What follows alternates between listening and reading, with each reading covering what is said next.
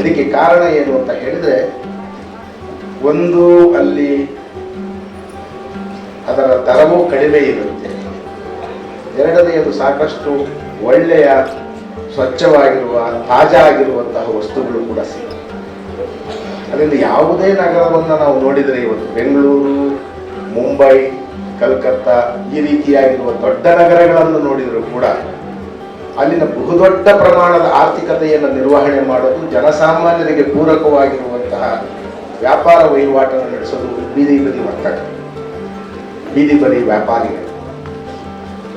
ಅವರಿಂದಾಗಿ ಭಾರತದ ಆರ್ಥಿಕತೆ ಅನ್ನೋದು ಬಹಳ ಚುರುಕಾಗಿ ನಡೀತಾ ಇದೆ. ಇದನ್ನು ನಾವು ಬಹಳ ಸಲ ಗಮನಿಸಿರೋದು. ಒಂದು ನಗರದಲ್ಲಿರುವಂತಹ ಬಹಳ ದೊಡ್ಡ ಮಳಿಗೆಗಳು, ಮಾಲ್ಗಳು, ಅವುಗಳು ಮಾಡುವ ವ್ಯಾಪಾರದ ಪ್ರಮಾಣಕ್ಕೆ ಹೋಲಿಸಿದರೆ ಹಣಕಾಸಿನ ದೃಷ್ಟಿಯಿಂದ ಇವರು ಮಾಡುವಂತಹ ವ್ಯಾಪಾರದ ಪ್ರಮಾಣ ಕಡಿಮೆ ಇರಬಹುದು. ಆದರೆ ಜನಸಂಖ್ಯೆಯ ದೃಷ್ಟಿಯಿಂದ ಇವರು ಒದಗಿಸುವ ಸೇವೆಯ ಜನರ ಸಂಖ್ಯೆಯನ್ನು ನಾವು ಗಮನಿಸಿದರೆ ಇವರ ವ್ಯಾಪಾರಕ್ಕೆ ಇರುವಂತಹ ಬಹಳ ದೊಡ್ಡ ಮುಖ್ಯವಾದ ಆಯಾಮ ನಮಗೆ ಗೊತ್ತಾಗುತ್ತೆ. ಬಹುಪಾಲು ಜನಸಾಮಾನ್ಯರು ಅವರು ಆಧರಿಸೋದು, ಅವಲಂಬಿಸೋದು ಬೀದಿ ವ್ಯಾಪಾರಿಗಳನ್ನು. ಮನೆ ಮನೆಗೆ ತಂದು ತರಕಾರಿ ಮಾರುವವರು, ಕಳ್ಳಂಗಾಡಿಯಲ್ಲಿ ಊಟವನ್ನು ಮಾರುವಂಥವರು, ಹಲವು ಬಗೆಯಲ್ಲಿ ಜನರ ಅವಶ್ಯಕತೆಗಳನ್ನು ಅವರ ಮನೆ ಬಾಗಿಲಿಗೆ ಕೊಡೋದು ಮಾತ್ರ ಅಲ್ಲ, ಬಹಳ ಸರಳವಾಗಿರುವಂತಹ ಖರ್ಚಲ್ಲಿ ದಾರಿ ಬದಿಯಲ್ಲಿ ಕೂಡ ಅವನ್ನು ಒದಗುವಂತೆ ಮಾಡಿ ನೀವು ಇಲ್ಲಿನ ಆರ್ಥಿಕತೆಗೆ ಬಹಳ ದೊಡ್ಡ ನೆರವನ್ನು ನೀಡ್ತಾ ಇದ್ದೀರ. ಇದು ಯಾಕೆ ಸಂತೋಷದ ವಿಷಯ ಅಂತ ಹೇಳಿದೆ ಅಂದರೆ, ಕೆಲವು ವರ್ಷಗಳ ಹಿಂದೆ, ಈಗಲೂ ಕೂಡ ಕೆಲವು ಕಡೆ ನಗರಸಭೆಗಳು, ಪುರಸಭೆಗಳು ಅವರೆಲ್ಲರೂ ಕೂಡ ಬೀದಿ ವ್ಯಾಪಾರಿಗಳನ್ನ, ಫುಟ್ಪಾತ್ ವ್ಯಾಪಾರಿಗಳನ್ನ ಶತ್ರುಗಳು ಅನ್ನೋ ರೀತಿಯಲ್ಲಿ ಭಾವಿಸಿ ಅವ್ರನ್ನ ತೆರವು ಮಾಡೋದಕ್ಕೆ ಬೇಕಾಗಿರುವ ಕಾರ್ಯಾಚರಣೆಗಳನ್ನು ಮಾಡ್ತಾರೆ. ಬೀದಿ ವ್ಯಾಪಾರಿಗಳು ನಗರ ಜೀವನಕ್ಕೆ ಅಡ್ಡ ಅನ್ನುವ ರೀತಿಯಲ್ಲಿ ಭಾವಿಸಿ, ಅದು ಒಂದು ಸ್ವಲ್ಪ ಮಟ್ಟಿಗೆ ತೊಂದರೆಗಳು ಆಗಿರಬಹುದು. ಯಾಕಂದ್ರೆ ಫುಟ್ಪಾತ್ ಅಲ್ಲಿ ನೀವು ಅಂಗಡಿಗಳನ್ನ ಇಟ್ಟಿದ್ದಾಗ ಪಾದಚಾರಿಗಳಿಗೆ ಸ್ವಲ್ಪ ಇಕ್ಕಟ್ಟಾಗಿದ್ರು ಆಗಿರಬಹುದು. ಆದರೆ ಒಂದೇ ಅಂಶವನ್ನು ನಾವು ಗಮನಿಸಿದರೆ ಕಷ್ಟ. ಕೆಲವರು ನಗರದ ಸೌಂದರ್ಯವನ್ನ, ಪಾದಚಾರಿಗಳ ಅನುಕೂಲವನ್ನ ನೋಡ್ತೀವಿ ಅನ್ನುವ ಕಾರಣದ ಹೆಸರಲ್ಲಿ ಎಷ್ಟೋ ಕಡೆ ಬೀದಿ ವ್ಯಾಪಾರಿಗಳನ್ನ ಅವರಿರುವ ಜಾಗದಿಂದ ತೆರವುಗೊಳಿಸುವಂತ ಕಾರ್ಯಾಚರಣೆ ಮಾಡುವುದನ್ನು ನಾವು ನೋಡಿದ್ವಿ. ರಾಮನಗರ ನಗರಸಭೆ ಇವತ್ತು ಬಹಳ ಒಳ್ಳೆಯ ಸಾರ್ಥಕವಾಗಿರುವ ಕೆಲಸವನ್ನು ಮಾಡ್ತಾ ಇದೆ. ನಿಮ್ಮೆಲ್ಲರ ಕೊಡುಗೆ ಈ ಆರ್ಥಿಕತೆಗೆ ಏನಿದೆ, ಈ ನಗರ ಜೀವನಕ್ಕೆ ಏನಿದೆ, ಅದನ್ನು ಗಮನಿಸಿ ನಿಮಗೆಲ್ಲರಿಗೂ ಕೂಡ ಒಂದು ಗುರುತಿನ ಚೀಟಿಯನ್ನ ಒದಗಿಸಿ ಕೊಡೋದು, ಆ ಗುರುತು ಚೀಟಿ ಇರುವಂತಹವರಿಗೆ ಕೆಲವು ಸೌಕರ್ಯಗಳನ್ನು ಕೊಡೋದು. ಉದಾಹರಣೆಗೆ ಛತ್ರಿಯನ್ನು ಕೊಡ್ತೀವಿ ಅಂತ ಹೇಳಿದ್ರು, ನಗರಸಭೆಯಿಂದ ಎಲ್ಲರಿಗೂ ಕೂಡ ತಲುಪಿಸಬೇಕು ಅಂತಿದ್ದೀವಿ ಅಂತ ಹೇಳಿದ್ರು. ಸಾಲ ಸೌಲಭ್ಯ ಕೊಡ್ತೀವಿ ಅಂತ ಹೇಳಿದ್ರು.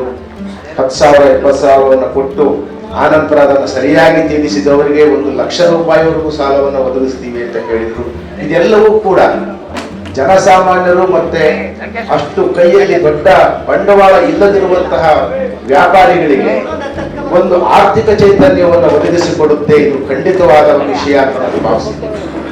ಬೆಂಗಳೂರಲ್ಲಿ ನಮಗೆ ಗೊತ್ತಿರೋ ಪ್ರಕಾರ KR ಮಾರ್ಕೆಟ್ ಅಂತ ಕಡೆ, ಸಾರಕ್ಕಿ ರಿಂಗ್ ರೋಡ್ ಅಂತ ಕಡೆ, ಎಷ್ಟೋ ಕಡೆ ಬೀದಿ ವ್ಯಾಪಾರಿಗಳು ದಿನಾ ಬೆಳಿಗ್ಗೆ ಮೀಟರ್ ಬಡ್ಡಿಗೆ ಸಾಲವನ್ನು ತಗೊಳ್ತಾರೆ. ಸಾಯಂಕಾಲ ಅವರು ವ್ಯಾಪಾರ ಮುಗಿಸಿದ ಮೇಲೆ ಹೋಗಿ ಆ ಮೀಟರ್ ಬಡ್ಡಿಗೆ ದುಡ್ಡನ್ನು ಕಟ್ತಾರೆ. ಇವರು ದುಡಿದು ಬಿಸಿಲಲ್ಲಿ ದಣಿದು ವ್ಯಾಪಾರ ಮಾಡಿ ಅದರಲ್ಲಿ ಬಂದಂತಹ ಒಂದು ಅಂಶದ ಲಾಭವನ್ನ ಯಾರೋ ಬಡ್ಡಿಕೋರರ ಪಾಲು ಮಾಡಿ ಇವರು ಬಡವರಾಗೆ ಉಳಿತಾರೆ ಮತ್ತು ಕಡೆಯವರಿಗೂ ಕೂಡ ಬೀದಿ ವ್ಯಾಪಾರದಲ್ಲೇ ಉಳಿತಾರೆ ಮತ್ತು ಅವರ ಜೀವನ ಏನು ಬದಲಾಗುತ್ತೆ.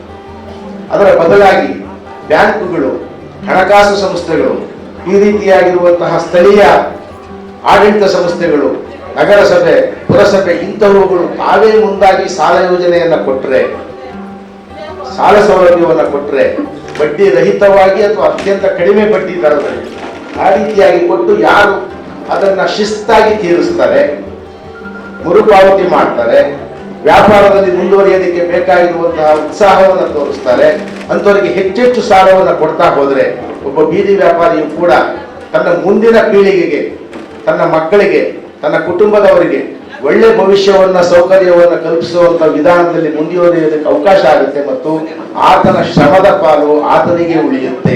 ಇಲ್ಲ ಅಂದ್ರೆ ಅದು ಬಡ್ಡಿಕೋರರ ಪಾಲು. ಆ ಬಡ್ಡಿಕೋರರ ಪಾಲು ಆಗದಿರೋ ರೀತಿಯಲ್ಲಿ ಇವರ ಲಾಭ ಅಥವಾ ಅವರು ಗಳಿಸಿದಂತಹ ಕಷ್ಟಾರ್ಜಿತ ಏನಿದೆ ಅವರ ಕೈಯಲ್ಲೇ ಉಳಿಯುವ ರೀತಿಯಲ್ಲಿ ಮಾಡೋದಕ್ಕೆ ಬೇಕಾಗಿರುವ ಒಂದು ಉತ್ತಮವಾಗಿರುವ ಕಾರ್ಯಕ್ರಮವನ್ನ ರಾಮನಗರ ನಗರಸಭೆ ಇವತ್ತು ಕೈಗೊಂಡಿದೆ.